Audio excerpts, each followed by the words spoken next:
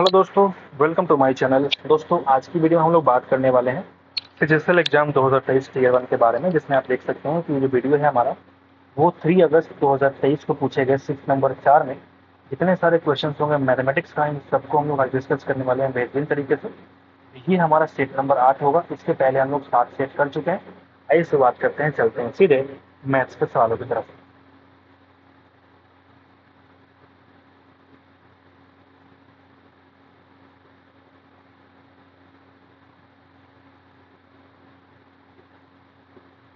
यहाँ से आपका मैथ का सवाल शुरू होता है। देख सकते हैं पहला सवाल क्या है। ठीक है, क्वांट का सवाल आ चुका है आपके सामने। ये सवाल आ गया है। तो सवाल आपसे ये पूछा कि अगर एक्स क्यू की वैल्यू इतनी है, ठीक है,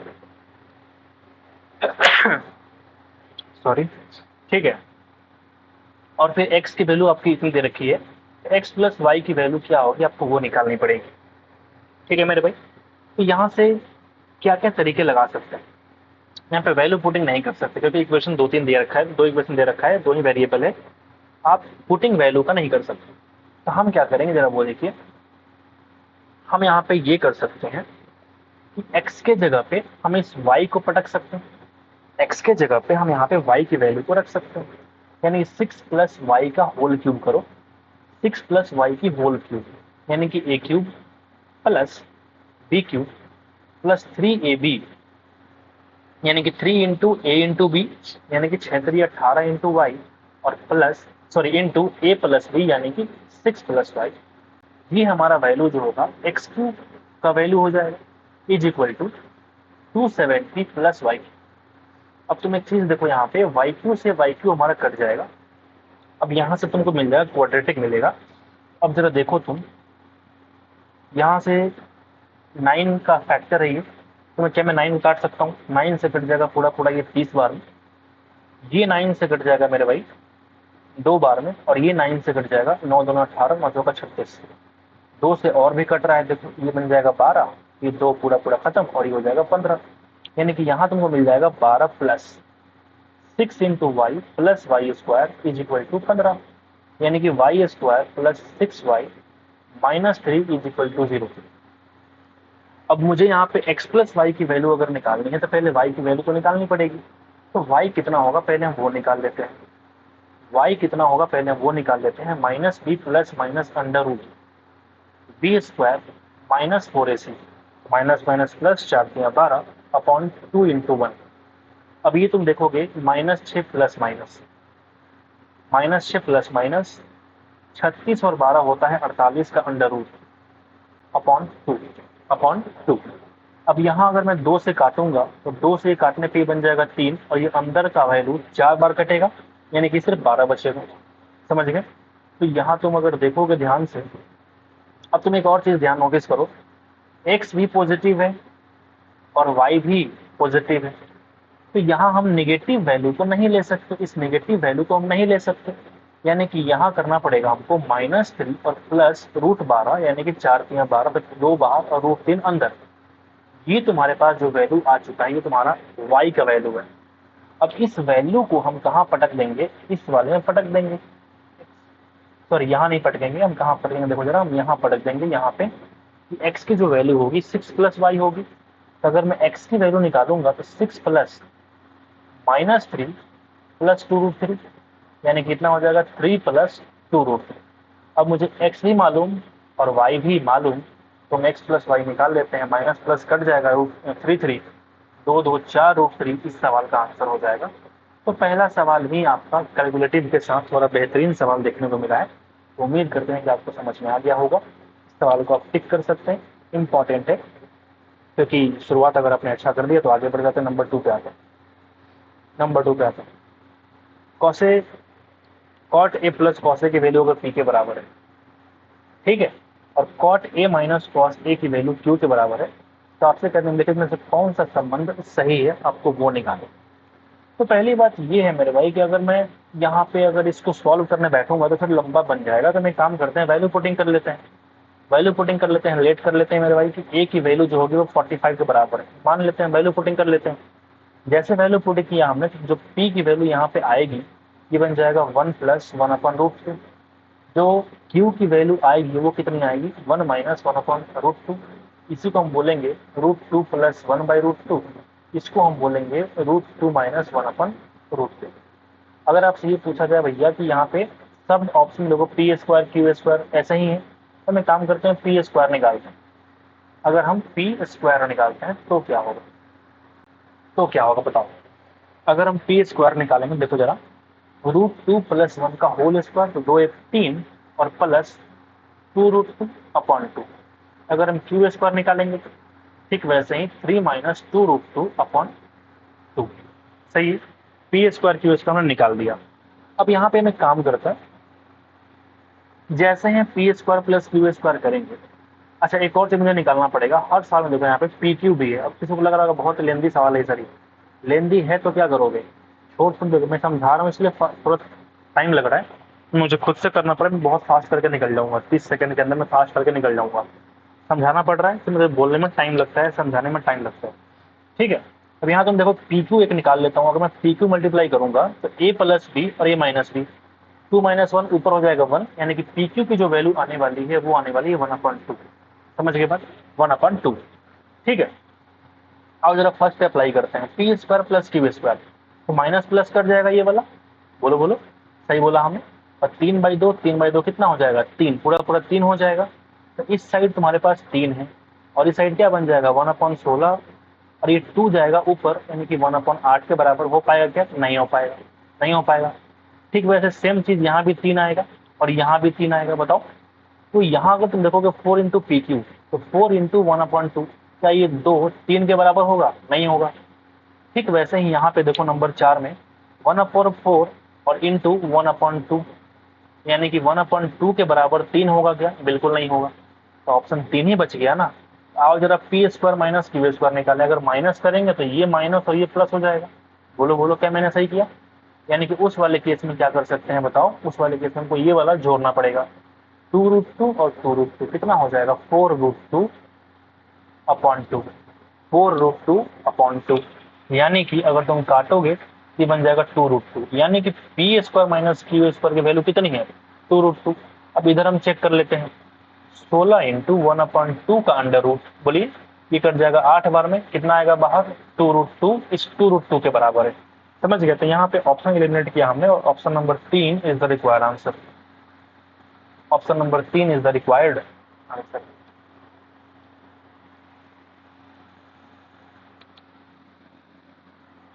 ठीक है, आगे बढ़ते हैं, नंबर 3 पे आते हैं।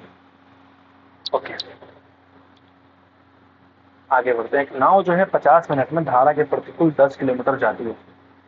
एक नाव जो है 50 मिनट में धारा के प्रतिकूल 10 किलोमीटर जाती है, और धारा की चाल अगर 3 किलोमीटर पर आवर है, तो स्थिर जल में नाव की चाल ज्ञात करें। आपको एक्स की वैल्यू निकालनी है।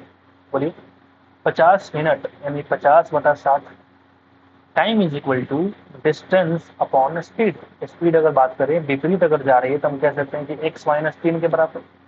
अब यहाँ पे 0 0 कट जाएगा, 5 से कट जाएगा 12 बार में, यानी x माइनस 3 12 के बराबर है, यानी कि x की वैल्यू जरूर 15 रही होगी। तब तो हम 3 कम करेंगे तो 12 आएगा, यानी कि x की वैल्यू आ चुकी कितनी, 15 के बराबर। ठीक है, ये वैल्यू आया है भैया cos sec थीटा का। होल्ड करना 1 मिनट।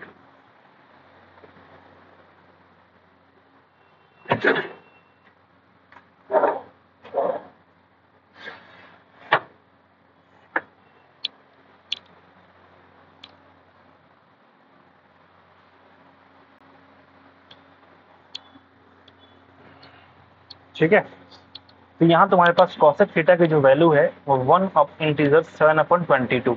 तो अगर तुम जोड़ोगे ये बन जाएगा 29/22, 29/22, यानी कि cosec का मतलब होता है h/p, h/p। ठीक है, अगर h/p तुम्हारे पास ये है तो मुझे cot स्क्वायर थीटा की वैल्यू निकालनी है, यानी कि ये भैया होता है b/p, और स्क्वायर है तो स्क्वायर लगा दो। ठीक है, b/p। तो मुझे एक बात तो मालूम चल गया कि मुझे नीचे p का स्क्वायर करना, मतलब 484 नीचे चाहिए। यहाँ 3 जगह है, एक को हम काट के हटा देंगे, पहली बात। ठीक है, ऊपर हमको b का स्क्वायर चाहिए और ये जो वैल्यू है वो h है, यानी कि 29 का स्क्वायर हमको नहीं चाहिए। पहली बात क्लियर हो गई।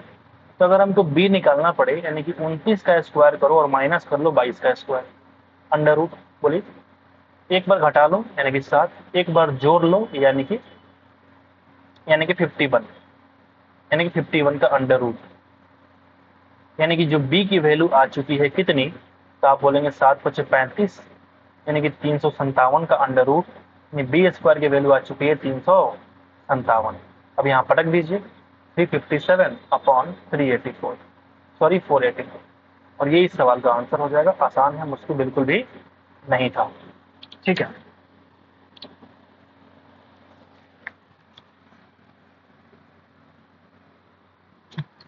क्वेश्चन नंबर 5 क्या कहता है? क्वेश्चन नंबर 5 कहता है 2a + 3b की वैल्यू अगर 14 है, अगर तुम्हारे पास 2a + 3b की वैल्यू 14 है, आपको ये वैल्यू निकालना है, 10 अगर दे रखा है तो आपको ab की वैल्यू निकालनी है। तो एक काम करो, दोनों को जोड़ दोगे तो 3b कट जाएगा, बोलो, और 4a की वैल्यू हो जाएगी 24, यानी कि a की वैल्यू हो जाएगी 6। a 6 हमने यहाँ रख दिया था 12, तो 12 से कम करोगे 3b की वैल्यू आ जाएगी 2, यानी b की वैल्यू 2/3। ab मुझे निकालना है 6 × 2/3, कितना हो जाएगा 4, और इस सवाल का आंसर हो जाएगा। बेहद ही आसान है। आगे बढ़ते हैं, नंबर 6 पे आते हैं। बाजार में कह रहा है कि 15,000 kg संतरे हैं ना, तो खरबूजे और तरबूज को मिलाकर कितना मात्रा होगा, आपको वो निकालना है। खरबूजे और तरबूज, ये देखो मस्कमेलन यहाँ पे और वाटरमेलन यहाँ पे है, 20% और 1 2 3, यानी कि 1 2 3 यहाँ पे आ जाओ 5%, यानी कि 25% की बात करोगे किसका, इस 15,000 का। बाजार में सॉरी 15,000 संतरे हैं, तो संतरा के जरा ऑरेंज यहाँ पे जो कि 15%, यानी कि 15,000 की जो वैल्यू है वो 15% के बराबर है। आपको निकालना है 25% की वैल्यू, 15 कट जाएगा, यानी कि 25,000 इस सवाल का आंसर हो जाएगा। बेहद ही आसान, बेहद ही आसान। त्रिभुज ABC में क्या कह रहा है, देखो जरा, त्रिभुज ABC में आप अगर ध्यान से देखेंगे कि ABC और ACB, ABC और फिर ACB, इन दोनों का आंतरिक समद्विभाजक जो है वो x पे जाके मिलते हैं। ठीक है, अगर BAC की वैल्यू 30 है, अगर BAC की वैल्यू मेरे भाई 30 है, तो आपसे कह रहा है BXC इसकी वैल्यू क्या होगी। बेहद ही आसान, देखो मैं कैसे बता रहा हूँ। अगर ये 30 है, ये पूरा और ये पूरा कितना हो जाएगा, सम 150, 150। अब चूंकि ये दोनों एंगल बराबर है, तो मैं कहूँगा इन दोनों जो अंदर वाला एंगल का सम हो जाएगा वो कितना हो जाएगा, /2, यानी कि 75। अगर ये 75, तो अंदर वाले त्रिभुज में इसका एंगल कितना हो जाएगा, 105, क्योंकि तीनों का सम कितना हो जाएगा, 180। त्रिभुज की सॉरी एक वृत्त की त्रिज्या जो है वो 3 सेंटीमीटर है। उसका केंद्र अगर O है, तो O से 5 cm दूरी पर स्थित P से वृत्त पर खींची गई स्पर्श रेखा, ये कह रहा है 5 cm दूरी से अगर मैं स्पर्श रेखा खींच दूं, तो यहाँ से तुम्हारा त्रिज्या हो गया 3, ये हो गया 5, ये चूंकि 90 है तो इसकी वैल्यू क्या हो जाएगी, 4। आसान। सिर्फ एक कार्यालय में पुरुषों की संख्या महिलाओं की संख्या का अनुपात आपको दे रखा है, मेल इज टू फीमेल 2:3। पुरुषों और महिलाओं की जो औसत भार है वो आप कहोगे 56 और 51, तो एवरेज भार निकाल दो। बेहद ही आसान। कम वाले वैल्यू को आप ले लो, प्लस कितना ज्यादा था, आप बोलेंगे 5 ज्यादा, 5 × 2 10, इस 10 को 3 और 2 5 में बांट दो, यानी कि 53 kg इस सवाल का आंसर हो जाएगा। बेहद ही आसान। नंबर 10 पे आते हैं। लघु चाप BC केंद्र O वाले वृत्त के दीर्घ त्रिज्यखंड की परिधि पर कम से कम A और D दो कोण BAC और BDC को अंतरित करता है। बहुत बढ़िया, हम एक बड़ा सर्कल का निर्माण कर दिया हमने। अब यहाँ तुम एक चीज देखो, लघु चाप BC, छोटा चाप मान लिया हमने, लघु चाप है, ये BC है तुम्हारा, एक जीवा मान लिया हमने। ठीक है, इस चाप के माध्यम से दो एंगल का निर्माण हो रहा है। ध्यान देना, अच्छा सवाल है ये। दो एंगल का निर्माण तुम्हारा हो रहा है। ठीक है, एक यहाँ से यहाँ और एक यहाँ से हमने, क्योंकि नीचे से ऊपर की तरफ क्यों जा रहा हूं, क्योंकि सवाल ने कह दिया है कि दीर्घ त्रिज्यखंड की परिधि पर, यानी लघु चाप BC दीर्घ त्रिज्यखंड की परिधि पे दो एंगल को अंतरित करता है। एक तुम्हारा है BAC और एक तुम्हारा है BDC। समझ गए बात? अगर BDC की लंबाई 73 है, ठीक है। तो आपसे कह रहा है कि ABC और ACB, ABC और ACB की लंबाई क्या होगी, पहली की लंबाई क्या होगी। अब तुमको मालूम होगा कि अगर सेम कोड से दो अलग अलग एंगल सबटेंड किया जाए तो सेम एंगल होता है, 73 होता है। बोलिए, अगर ये 73 है, ये भी 73 है, तो मैं कह सकता हूं भैया कि जो यहाँ पे कोण बनेगा केंद्र पे, जो यहाँ पे केंद्र पे कोण बनेगा, आपसे क्या पूछ रहा है कि ABC और ACB, अरे भाई तो आसान चीज हो गया ना। अरे भाई अब ट्रायंगल में क्या बात करूंगा, तो बहुत आसान हो गया। 180 में से कम कर दो, क्यों, इन ट्रायंगल ABC की बात करोगे तुम, देखो तीनों एंगल का सम 180 होगा, तो इन दोनों का सम कितना हो जाएगा, 180 माइनस 73 यानी कि 107। इस सवाल का आंसर हो जाएगा। बेहद ही घटिया सवाल, मुझे लगा बहुत बढ़िया होगा, मैंने फिगर विगर बना के, ठीक है। 12 cm भुजा वाले एक घन के कुल पृष्ठीय क्षेत्रफल और पार्श्वीय पृष्ठीय क्षेत्रफल के बीच का अंतर निकाली। मुझे इसकी आवश्यकता पड़ेगी, हाँ पड़ेगी, चूंकि अंतर निकालना है तो मुझे पड़ेगा, इसका आवश्यकता पड़ेगा। यानी कि 6a² माइनस 4 × a², ये कुल पृष्ठीय क्षेत्रफल, टोटल सरफेस एरिया, और ये कर्व सरफेस एरिया, ऐसा कुछ है तो बोलते हैं, ठीक है। यानी कि 2 × a² यानी कि 12 का स्क्वायर, 144 × 2 कितना हो जाएगा, 288। इस सवाल का आंसर हो जाएगा। एक बैग का जो अंकित मूल्य है वो 1500 रुपया है, 20% पे छूट दिया, मतलब 5 की वैल्यू को 4 में सेल किया। यदि ग्राहक 1104 के निवल मूल्य पर बैग खरीदना चाहता है तो और कितना इसको डिस्काउंट चाहिए, आपको बताना है। तो पहले जरा काट लो, 5 से काटोगे 3 चौका 1200 में उसको बेचना था, लेकिन एक दुकानदार जिद पे रह गया, बोला कि मुझे 1104 में ही चाहिए, तो और कितना इसको डिस्काउंट देना पड़ेगा, तो आप बताओ। इसको 96 और डिस्काउंट देना पड़ेगा, बेस वैल्यू 1200 पे, इंटू कर लो 100%, इंटू कर लो 100%, यानी कि 2 जीरो यहाँ से 2 जीरो यहाँ, 12 अठे 96, यानी कि 8% इसका और डिस्काउंट आपको देखने को मिल रहा होगा। 10% अर्जित करता है लेकिन दूसरे निवेश पर 10% की हानि हो जाती है, दोनों निवेश 1:3, ये इंपॉर्टेंट है।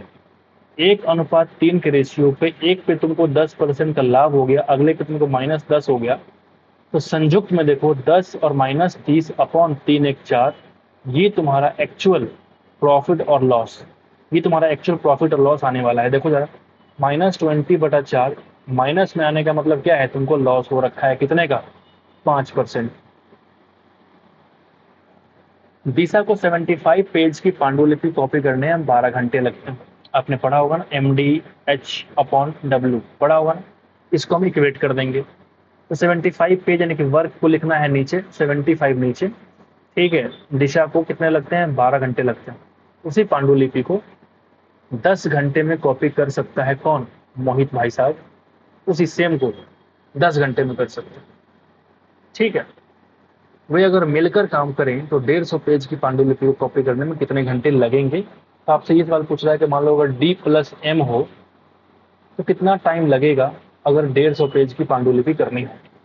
तो पहले इसको हम थोड़ा देर साइड रखते हैं, ठीक है, और D और M का हम रेशियो निकाल लेते हैं। आप जरा देखो यहाँ पे, ये बन जाएगा 5 और ये बन जाएगा 6, यानी कि D और M का रेशियो मेरे पास पता चल चुका है, 5:6 का रेशियो, ठीक है।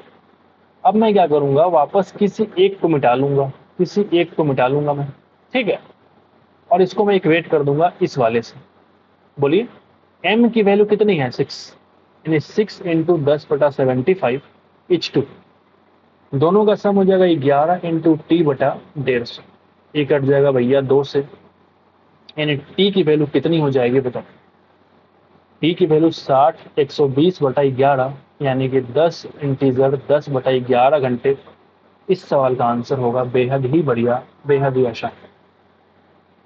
आपसे कह रहा है कि साइन P+Q की वैल्यू हो जाएगी 90, और ये देखो P-Q की वैल्यू कितनी हो जाएगी, तो आप बोलेंगे 30। Q की माप निकालना है छोटका का, तो माइनस करके हाफ कर दो, यानी कि 60/2। कुछ मिस्टेक हो गई क्या मेरे से, अगर साइन P+Q की वैल्यू 1 है तो P+Q की वैल्यू 90 होगी।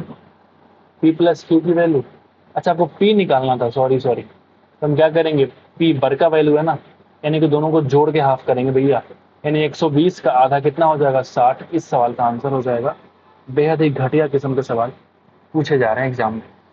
वर्ष 21 में सभी 4 राज्यों से स्क्रीनिंग टेस्ट में उपस्थित होने वाले उम्मीदवारों की औसत संख्या कितनी है, आपको वो बतानी है। अरे भाई साहब, 21 में आपको एवरेज निकालना है कि एवरेज विद्यार्थी कितने हैं। ठीक है, सभी 4 राज्यों से उपस्थित होने वाले, तो यहाँ पे उपस्थित उम्मीदवार को ए से दिखाया गया। देखो यहाँ पे सवाल क्या कह रहा है, उपस्थित को ए से दिखाया गया और उत्तीर्ण को पी से दिखाया गया। तो हमें सिर्फ उपस्थित वाले का एवरेज निकालना है। तो हम क्या करेंगे, 21 में आ जाओ, ये 2900, फिर 4700, कितना हो जाएगा 8600, और फिर 3400, 120 और प्लस 4800, यानी कि 168 पे डबल जीरो बटा 4 कर लो। 4, कुछ मिस्टेक किया क्या हमने जोड़ने में। 2021 में सभी 4 राज्यों से स्क्रीनिंग टेस्ट में उपस्थित होने वाले उम्मीदवारों की औसत संख्या कितनी है, आपको बतानी है। तो 4 अलग अलग उपस्थित होने वाले उम्मीदवार अगर ए हैं, उत्तीर्ण वाले पी है, तो हमें सिर्फ ए को जोड़ना था ना। ठीक है, 4 2 6, 6 3 9 4 13, 13,000 हो गया। 9 और 7 16, और 4 20, और 8 28, यानी कि 15,800। हमने क्या लिखा था, 16,800, माई मिस्टेक। बटा 4 कर लो, 4 3 12, 3 8, 4 9 36, और 50, 3950 इस सवाल का आंसर हो जाएगा। ठीक है, फिर से वही सारे सवाल कि 2 सर्कल के सेंटर के बीच का जो डिस्टेंस है वो कितना है, 24 cm, 18 cm रेस्पेक्टिवली। ठीक है, ये तुम्हारा R1 है और ये तुम्हारा R2 है। डिस्टेंस कितना है दोनों के बीच का, 48। लेंथ निकालना है डायरेक्ट कॉमन टेंजेंट का। DCT क्या लिखते हैं हम, DCT direct common tangent under root दोनों ही केंद्रों के बीच की दूरी का स्क्वायर, यानी कि 48 का स्क्वायर, माइनस इन दोनों के क्या करेंगे, इन दोनों के अंतर का स्क्वायर, यानी कि R1 माइनस R2 का स्क्वायर, R1 माइनस R2 का स्क्वायर। यहाँ पे DCT है, एक होता है तुम्हारे पास एक डायरेक्ट कॉमन टेंजेंट, एक होता है ओबेनिस्ट वाला कॉमन टेंजेंट। वो क्या होता है भैया, वो उसमें R माइनस R2 करते हैं। इस वाले केस में क्या करेंगे, प्लस करेंगे। इस वाले केस में क्या करना पड़ता है, प्लस करना पड़ता है। क्या, मैं खुद फॉर्मूला भूल जाता हूँ। 2 केसेस होते हैं। एक केस आपका ये होता है, देखो जरा, एक सर्कल मैं क्लियर कर देता हूँ। एक सर्कल ये, जैसे मान लिया हमने, ठीक है, हमने एक सर्कल को यहाँ ड्रॉ कर लिया। ठीक है, मान लो ये तुम्हारा टच है, तो एक तुम्हारे पास ये कॉमन टेंजेंट होते हैं जो ऊपर ऊपर से टच होते हैं। ठीक है, स्ट्रेट लाइन में। एक वहाँ ऐसा होता है। ठीक है, और उस वाले केस में एक टेंजेंट तुम्हारा ऐसा भी बन जाता है। तो इस वाले केस में क्या होता है ना, जो एल की वैल्यू होती है, जैसे मान लिया हमने डी का स्क्वायर माइनस ये होता है R1 प्लस R2 का होल स्क्वायर का अंडर रूट, जहाँ पे डी क्या है, डी डिस्टेंस बिटवीन सेंटर्स। आप चाहो तो लिख लो अगर आप नहीं जानते हो तो। Star mark 1, star mark 2। इस वाले केस में जो एल होता है वो होता है मेरे भाई D square minus R1 minus R2 का स्क्वायर। अगर आप नहीं जानते हैं इस चीज को लिख लीजिए, अगर आप नहीं जानते हैं तो इस चीज को लिख लीजिए। ठीक है,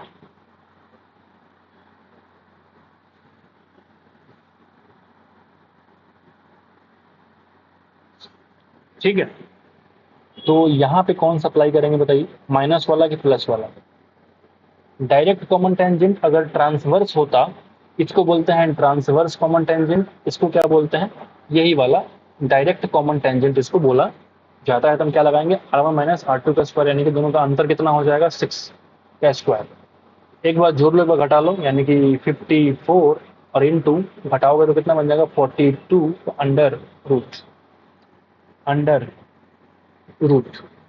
बोलिए, ये बन जाएगा 18 गुणा 3 इंटू ये बन जाएगा आपका 7 गुणा 6। ठीक है, अंडर रूट। अब यहाँ तुम खुद देखोगे कि 18 और 6 से 18, 18 बाहर आ जाएगा और रूट 7 अंदर रह जाएगा, और ये सवाल का आंसर हो जाएगा। ठीक है। तो इसको बोलते हैं भैया डायरेक्ट कॉमन टेंजेंट और इसको बोलते हैं ट्रांसवर्स कॉमन टेंजेंट।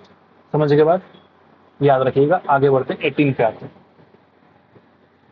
एक वित्तीय संस्थान दावा करता है कि वह वार्षिक साधारण ब्याज की एक निश्चित दर पर 25 वर्षों में मूलधन की 3 गुना राशि देता है।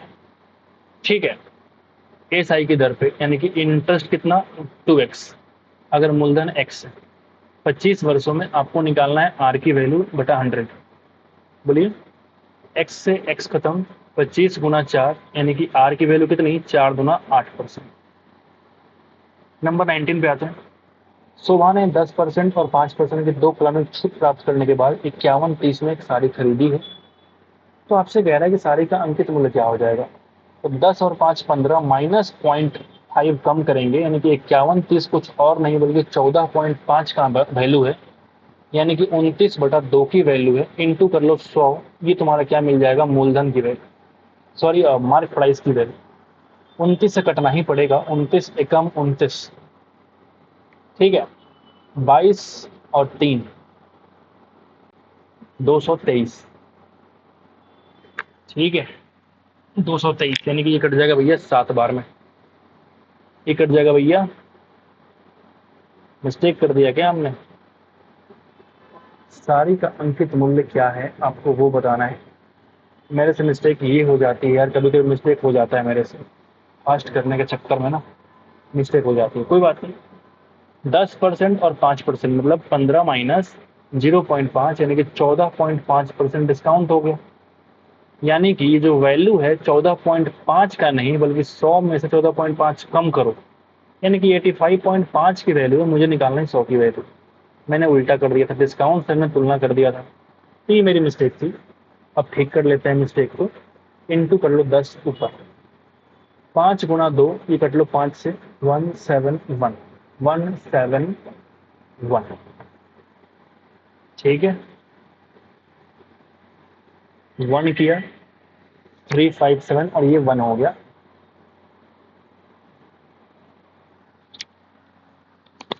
उन्नीस से कट जाएगा मेरे हिसाब से, 19 9 जा और ये कट जाएगा 19 दूना 38, 13 133, 19 सते 133 इंटू 0, ये 9 से कट जाएगा पूरा पूरा 30 बार में, यानी कि 30 दूना 60 डबल 0, ये तुम्हारे मूलधन की वैल्यू।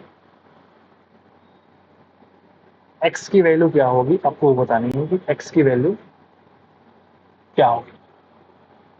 ठीक है। 3:4, 6:7। अब यहाँ पे देखो 4 3 7 हो जाएगा वैल्यू, और ये कितना है 713, यानी कि पहले कर दो इक्वल मल्टीप्लाई करके। पहले कर दो इक्वल क्या करके, तो आप बोलोगे मल्टीप्लाई करके। पहले हम इक्वल कर लेते हैं मल्टीप्लाई करके, फिर दोनों को हम जोड़ देंगे, क्योंकि ये कह रहा है आपसे मिश्रित। ये बढ़िया सवाल है, देखना जरा ध्यान से। इस भाई देखो गलत कर दिया है, बढ़िया सवाल है ये। अगर तुम देखोगे तो 13 3 39 और 7 6 42, यानी कि 39 प्लस 42 H2, 13 चौका 52 और 49 101 101। ठीक है। तुम जोड़ोगे तो 7 और 11 81 H2 101। अब यहाँ तुमसे कह रहा है 36 H2 x, यानी कि 81 36 की वैल्यू है, तो मुझे निकालना है 101 की वैल्यू, तो ये तुम्हारा x की वैल्यू मिलेगी। ठीक है। 9 गुना 4 9 9 81। ठीक है। हमने कुछ मिस्टेक करा, 3:4, 6:7, 7 6 13, 4 3 7। ठीक है। 4 3 7। तो यहाँ मैं ये कह सकता हूँ, देखो जरा, ये बढ़िया सवाल है भैया। ठीक है। हाँ ये तो ठीक है। तो ये 39 प्लस 42 81, और ये बन जाएगा 13 गुना 4 52 और 7 सते 49 101, यानी कि ये बन जाएगा मेरे भाई 404/9। 9 चौका 36 9 चौका 36 और फिर 4 4 9 पंजे 45। ये तो आंसर ही नहीं आया। ठीक है, ये तो आंसर ही नहीं आया। फिर क्या करना पड़ेगा? अब मुझे बताइए फिर क्या करना पड़ेगा?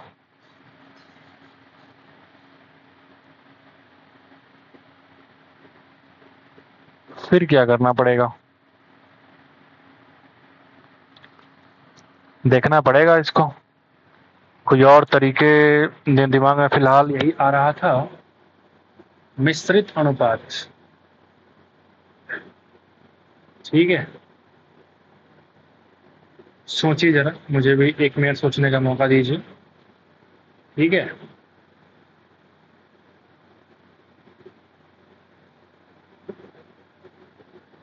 सोच रहा हूं मैं कि आखिर कहाँ मैंने मिस्टेक करी है।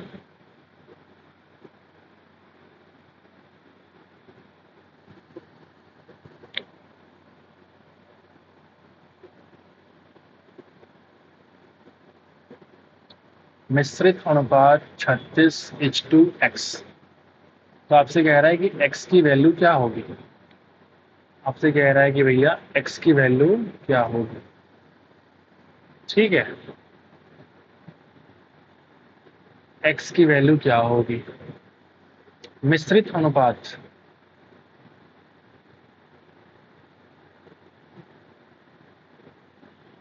मिश्रित अनुपात निकालने का मैंने यही तरीका मुझे याद है, और भी तरीके कुछ। अच्छा, मैं एक और तरीका लगाता हूँ जहाँ मेरे और दिमाग में आ रहा है। वो क्या हो सकता है, देखना जरा। जैसे मिश्रित अनुपात, एक तो हमने प्लस करके चेक कर लिया। एक और हो सकता है मल्टीप्लीकेशन केस, यानी कि 3:4 into 6:7 is equal to 36:x के बराबर।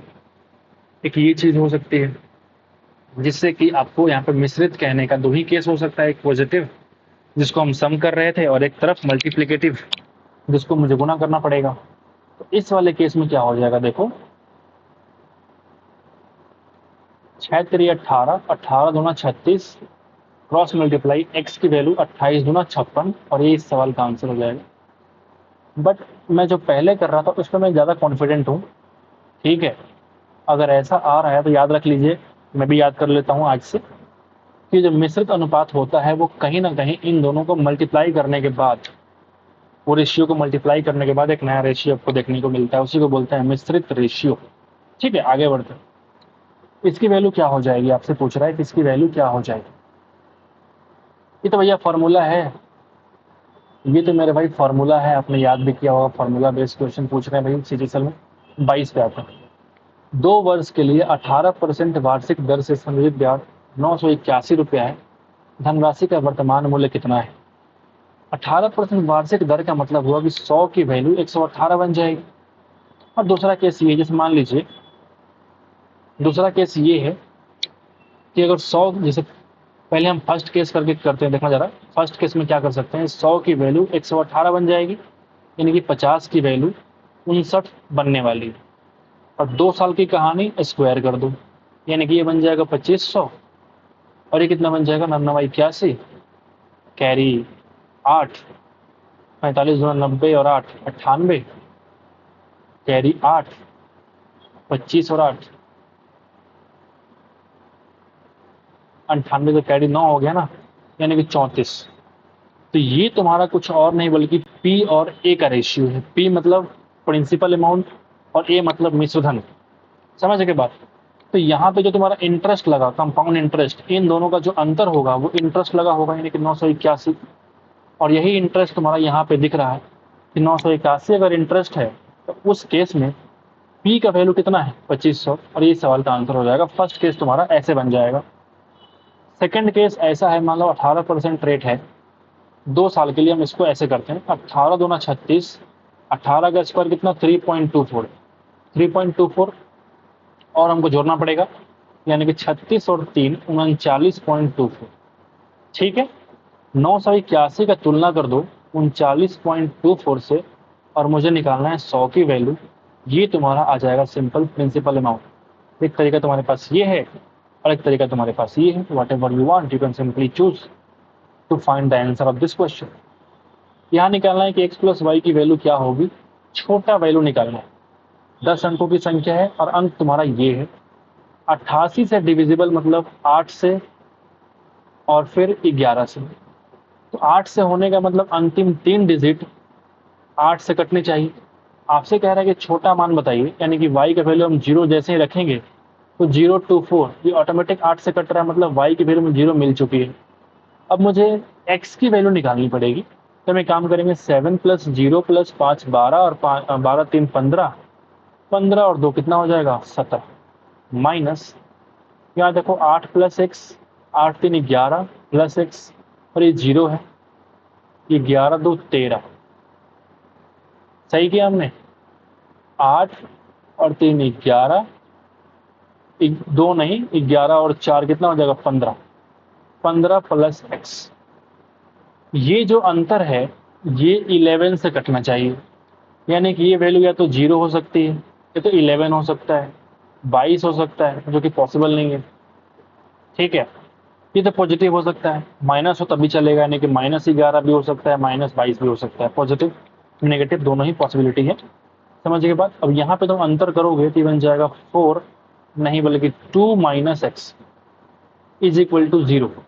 अब मुझे x की वैल्यू सिंपलेस्ट करने के लिए हम यहाँ पे x की वैल्यू को अगर जैसे ही 2 रखेंगे कि पूरा वैल्यू 0 हो जाएगा, जो कि इसके बराबर हो जाएगा और ये 11 से कट जाएगा। x की वैल्यू 2 हम रख सकते हैं। इससे छोटी वैल्यू अगर हम कुछ भी रखेंगे तो 11 से नहीं कटेगी, पॉसिबिलिटी भी लेके चलनी है मेरे को। यानी मुझे मालूम चल गया कि x की वैल्यू 2 y की वैल्यू 0, यानी कि 2 इस सवाल का आंसर हो जाएगा। ये बढ़िया सवाल। नंबर 24 पे आते हैं। मासिक आय का इतना खर्च किया और इतना माह बचा लिया, 14,720 बचाया, तो ये वैल्यू 32% की वैल्यू है। कुल खर्चा निकालिए 68 निकाल दीजिए। बोलिए 68 निकाल दीजिए। 16 गुना 32 कट जाएगा 16 से।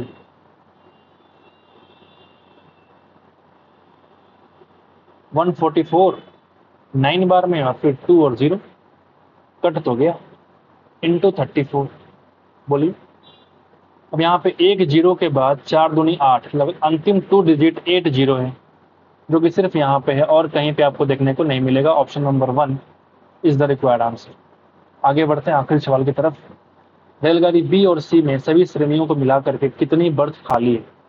ठीक है, रेलगाड़ी बी और सी में सभी श्रेणियों को मिलाकर कितनी बर्थ खाली है? ठीक है, क्षमता है भैया 200 और 190 198, लेकिन यहाँ पे कितना खाली हो गया 12। 200 क्षमता यानी कि 17 और 9। ठीक है, यहाँ पे क्षमता 400 यानी कि 52 और ये 36, 300 यानी कि 85 और यहाँ पे 9, 500 यानी कि 86 और यहाँ पे 14। यही तो करना है फालतू चीजें।